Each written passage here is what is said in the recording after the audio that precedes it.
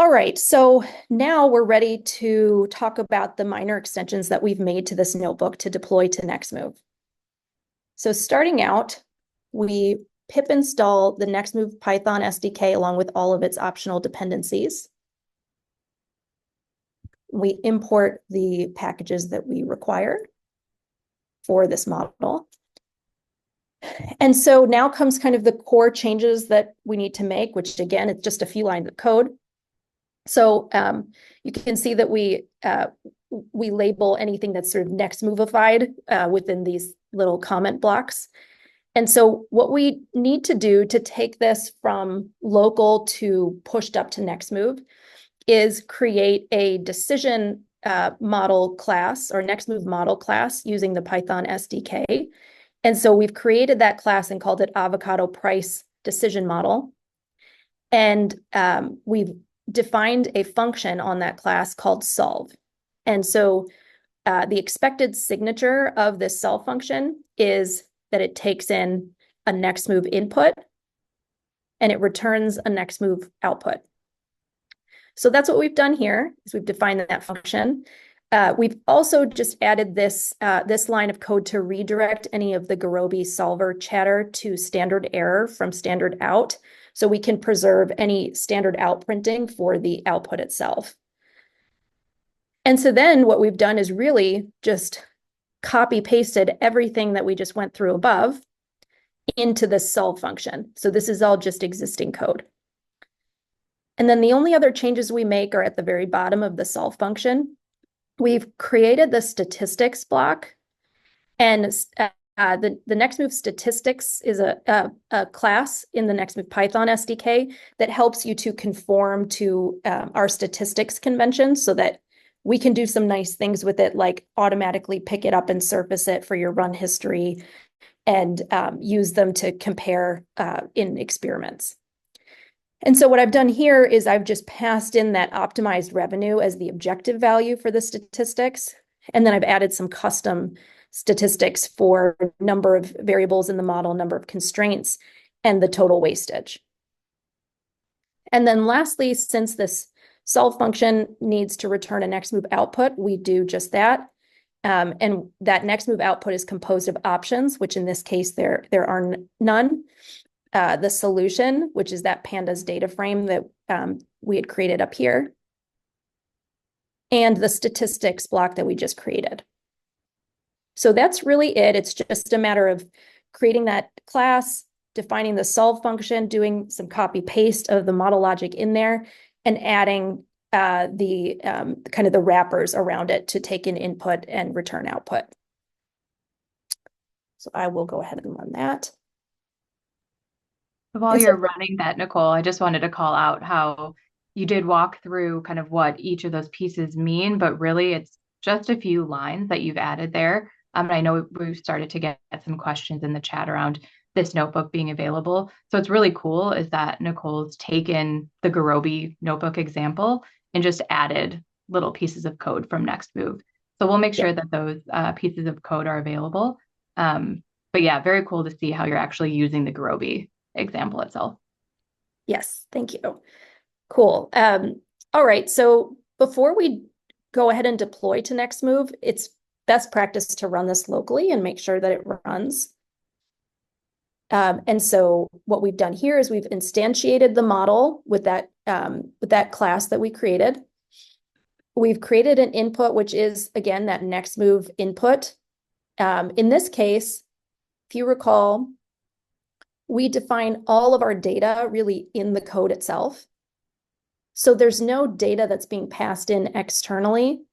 And so for this portion of the demo, we're just going to pass in basically nothing for the data. That's not something we would recommend when you're running in production. But what I wanted to start with is really just the bare minimum of what you would need to do to push an existing model up to Nextmv.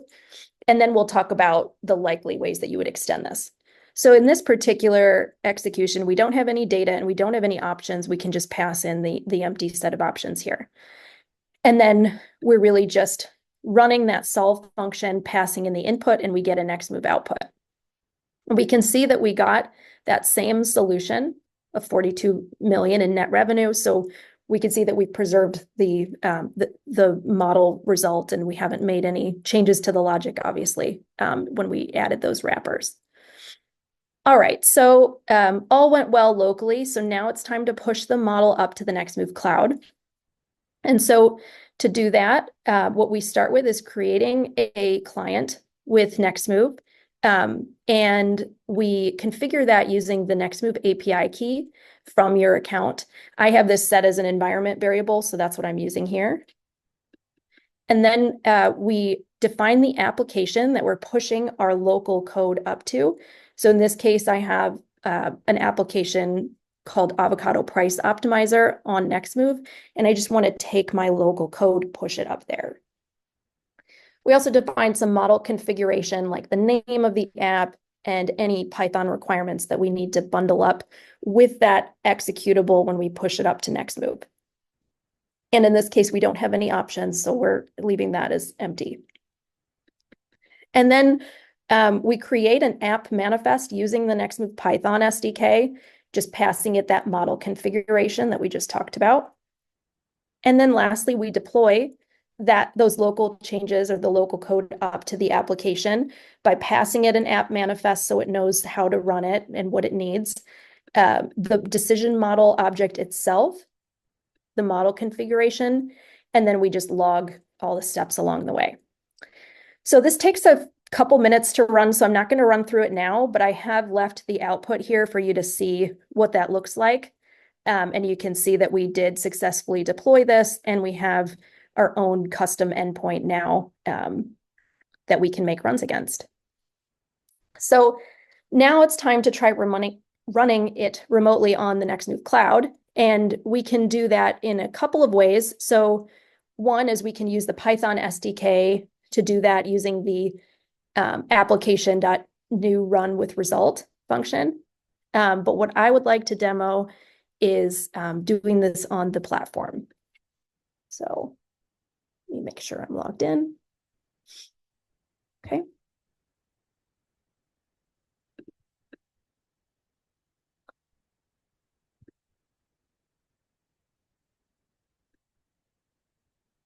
All right, so now I'm in the Nextmv console. And what I will do is go ahead and click into a past run here. And actually, before I do that, let me give you a lay of the land here. So you can see that I last pushed up an executable February 11th at 3:12 p.m. And so when you push up something using that application.push function from Python, you will then see that this executable changes to whatever version you've just pushed up. And I'm going to run through a few of these other pieces in a moment, but I will just kind of quickly jump into my run history. I'm going to go to a past run that I made, and I'm going to go ahead and clone this just so you can see how I ran with it. So let's take a look at the input. This text editor is where you can paste your input. In this case, if you recall, I don't have any input because it's all defined within the model itself, which is not something you typically do. So I'm passing in null here. And so I'm going to go ahead and hit run. And so what we see is that the details page shows kind of the metadata about the run, shows the status of running. And you can cancel it if you need to. And once this completes, we'll see our output and our statistics. Just giving it a refresh. There we go. Okay. And so now you can see those statistics that we exposed with the Python SDK are here. Our net revenue is the same, total waste, and so on. Again, we see our input was null, and our result here is a JSON file, which has the regions, the recommended price, and allocation amounts per region, and so on.